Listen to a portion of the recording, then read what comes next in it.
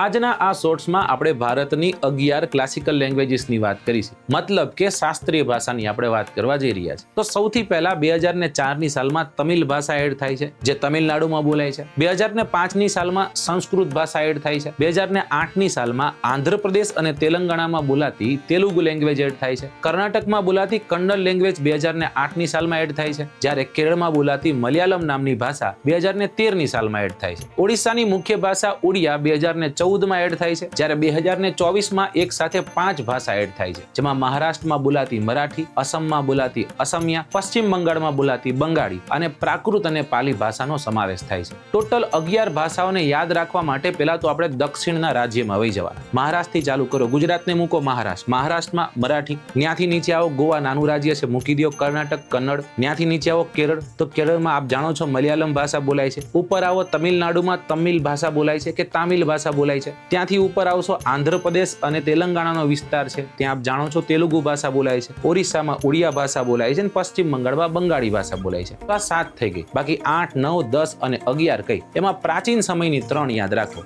સંસ્કૃત પહેલા હતું, પછી આપ જાણો છો પ્રાકૃત અને પાલી ભાષા આવી હતી, ખાસ કરીને જૈન અને બૌદ્ધિઝમ જ્યારે હતું ત્યારે. આ 3 થઈ ગઈ. એક ઇતર યાદ રાખવાની છે, એ છે અસમિયા. અને ખાસ ભારતની મુખ્ય ભાષા હિન્દી શાસ્ત્રીય ભાષામાં આવતી નથી. હું તમને એક પ્રશ્ન પૂછીશ અને પ્રશ્ન એ છે કે ભારતની રાષ્ટ્રીય ભાષા કઈ છે, જેનો તમારે મને જવાબ કોમેન્ટ બોક્સમાં આપવાનો છે.